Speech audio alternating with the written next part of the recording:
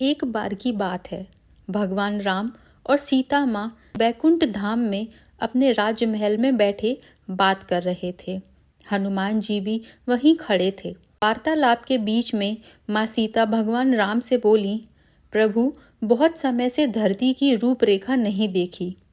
पृथ्वीवासी सभी प्रकार से कुशल मंगल तो है ना? मैं सोच रही थी एक बार धरती की रूपरेखा मेरे सामने अंकित कर देते तो मैं धरती वासियों का हाल जान लेती। देवी सीता, आपको चिंतित होने की आवश्यकता नहीं है। मैं अभी आपको धरती का चित्र दिखाता हूँ। भगवान राम ने हवा में हाथ उठाया और धरती का चित्र उनके सामने आ गया। धरती पर मनुष्य, जीव जंतु सब दिखाई देने लगे। उन्हीं के बीच हनुमान जी की नजर राम मंदिर में बैठे एक पंडित पर गई। राम सिया राम, सिया राम जय जय राम। राम सिया राम, सिया राम जय जय राम।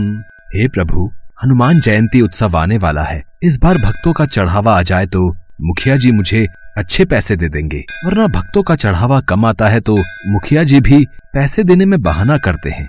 किस सोच में डूबे हो पंडित जी? क्या विचार किया है? हनुमान जयंती पर ऐसा क्या प्रस्तुत करोगे ताकि भक्तों की भीड़ लगी रहे? देखो पंडित जी, अब ये कथा कीर्तन सुनने कोई नहीं आता। एक दो भक्तों से कितना चढ़ावा इकट्ठा हो जाएगा ये आप भी जानते हो। और अगर इस हनुमान जयंती पर ज्यादा चढ़ावा नहीं आया तो फिर मुझे कुछ और ही सोचना होगा। वैसे भी आपकी उम्र हो चली है, अब आप राम मंदिर की जिम्मेदारी नहीं संभाल पाओगे। मुखिया जी, ऐसा न कहिए। गांव में राम मंदिर की पूजा करते हुए मुझे कई वर्ष बीत गए हैं और इसी मंदिर के कार्यभार के सहारे मेरा परिवार चलता है। लटिया की शादी की बात पक्की कर दी है। अचानक ये मंदिर का कार्य छूट गया तो लक्ष्मी की शादी कैसे कर पाऊंगा? ठीक है, फिर हनुमान जयंती उत्सव आने तक ऐसी रौनक लगाना कि भक्तों की भीड़ दिन रात राम मंदिर में आती रहे। मंदिर में हनुमान जी की सोने की मूर्ति लगवानी है। इसके अलावा जितना चढ़ावा आएगा कार्य उतनी जल्दी संपन्न होगा। हे बजरंगबली, अब मैं क्या करूं कि राम मंदिर में भक्तों की भारी भीड़ उमड़ पड़े। हनुमान जयंती को तो अब आप ही कुछ कीजिए, मेरी सहायता कीजिए बजरंगबली। सीता माँ राम जी से बोली, प्रभु, मुझे लगता है पुत्र हनुमान को सहायता के लिए जाना चाहिए। राम जी बोले, हम भी हनुमान को यही कहने वाले थे।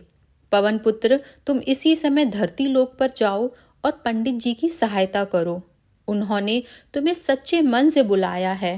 ठीक है प्रभु, मैं इसी समय धरती लोक पर पहुंच जाता हूँ। राम जी बोले, हनुमान, तुम्हें साधारण मनुष्य की तरह ही पंडित जी की सहायता करनी होगी। आवश्यकता पड़ने पर ही अपनी शक्तियों का उपयोग करना। श्री राम और माता सीता की आज्ञा पाकर हनुमान जी धरती लोक में वेश बदलकर पंडित जी के पास पहुंचे। जय श्री राम पंडित जी, मैं बड़ी दूर से आया हूँ। क्या कोई काम मिलेगा? आपकी अति कृपा होगी। काम? इस मंदिर में तुम्हें काम तो दे दूं, पर मेरे पास इतनी धनराशि नहीं कि तुम्हें तनख्वाह दे सकूं। पंडित जी, काम के बदले में आप मुझे रोजाना मंदिर के चढ़ावे के फल खाने को दे दिया करना। मेरे लिए वही काफी है। इसे काम पर रख लेता हूँ। मंदिर के कार्य में मेरी सहायता करेगा तो मुझे भी सहारा मिलेगा। अब ठीक है, तुम आज से ही मंदिर की साफ सफाई और पूजा की व्यवस्था का कार्य कर दिया करना। हनुमान जी मंदिर का सारा कार्यभार संभालने लगे।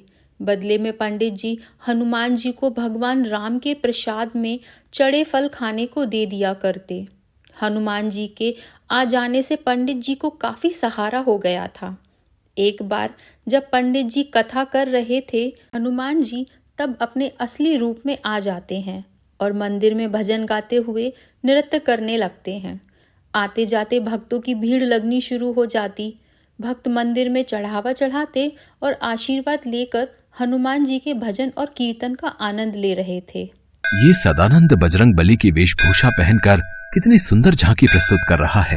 भक्त भी सदानंद को हनुमान जी के रूप में देखकर खुश हो रहे हैं। अब तो हनुमान जी पंडित जी के साथ मंदिर में अपने असली रूप में भजन कीर्तन करते और भक्त झांकी को देखकर खूब आनंद लेते। धीरे धीरे मंदिर में भक्तों की भीड़ लगने लगी और हनुमान जयंती उत्सव आने तक मंदिर में बहुत चढ़ावा आ गया। अरे वाह पंडित जी, इस बार तो कमाल हो गया। इस बार तो मंदिर में अच्छा चढ़ावा चढ़ा है, अब मंदिर की मूर्ति की स्थापना भी हो जाएगी। मुखिया जी, ये सब कार्य सदानंद के कारण परिपूर्ण हुआ। सदानंद ने हनुमान जी की वेशभूषा पहनकर मंदिर में बहुत ही सुंदर नृत्य और भजनों से भक्तों के बीच रौनक लगाई।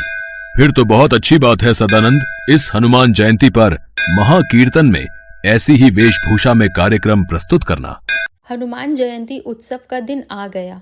हनुमान जी खूब नृत्य कर रहे थे। तभी वहां मुखिया की बहन और उसका पति राघव भी आ जाता है। राघव बोला, जीजा जी, हनुमान मूर्ति तो काफी भारी बनवाई है, काफी महंगी रही होगी। साले साहब, ये मूर्ति मंदिर के चढ़ावे में आए पैसों से बनी है। ये मंदिर की अमानत है, काफी पहुंचे हुए सुनार ने बनाई है। आओ स्थापना करते हैं। राम मंदिर में हनुमान जी की सोने की मूर्ति स्थापित हो जाती है और खूब धूमधाम से हनुमान जयंती का उत्सव होता है।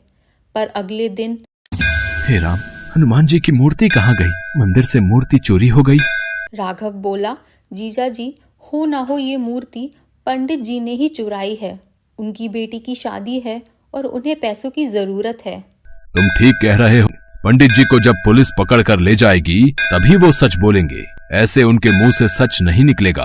पुलिस को बुलाओ, पंडित को गिरफ्तार करेगी। सदानंद बोला, इंस्पेक्टर साहब, असली चोर पंडित जी नहीं, मैं हूँ। मैंने ही मंदिर से मूर्ति चोरी की है। मुझे गिरफ्तार कीजिए, पंडित जी को नहीं।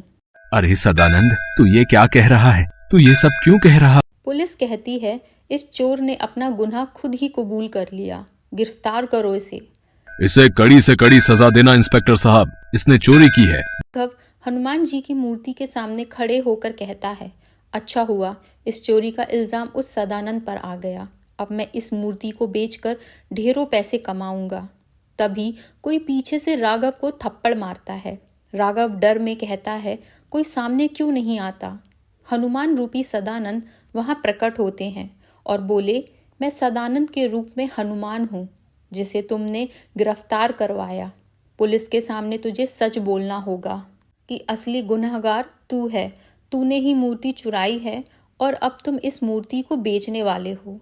राघव बोला, मुझे मत मारो, मैं पुलिस को सब सच बताऊंगा। राघव भागता हुआ पुलिस स्टेशन पहुंचा और इंस्पेक्टर से बोला, मुझे बचाओ। सदानंद मतलब हनुमान जी मुझे पीट रहे हैं। मैं अपना गुनाह कबूल करता हूँ। मैंने ही हनुमान जी की मूर्ति चुराई है। इंस्पेक्टर बोला, तेरा दिमाग खराब हो गया है क्या? वो देख, सदानंद तो जेल के अंदर है, फिर वो तेरे पास कैसे आ सकता है? राघव बोला, नहीं इंस्पेक्टर साहब, वो मेरे पीछे ही खड़ा है और मुझे पीट रहा है।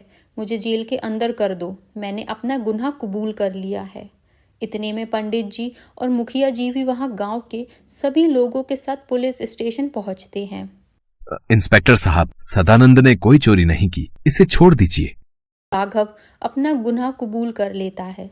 सदानंद यानी हनुमान जी को पुलिस छोड़ देती है। तभी वहां भगवान राम और माता सीता प्रकट होते हैं। हनुमान, अब तुम अपने असली रूप में आओ और अपने भक्तों को दर्शन दो। जो आज्ञा प्रभु।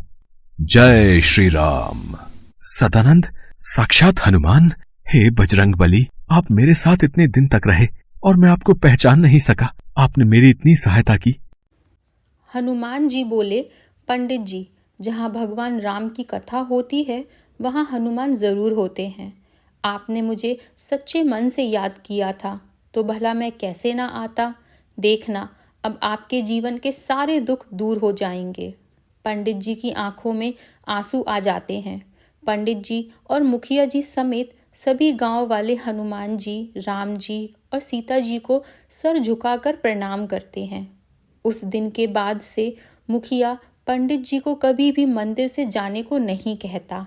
हनुमान जी की कृपा से पंडित जी के जीवन में खुशियां आ जाती हैं और वो अपनी बेटी की शादी भी धूमधाम से कर देते हैं।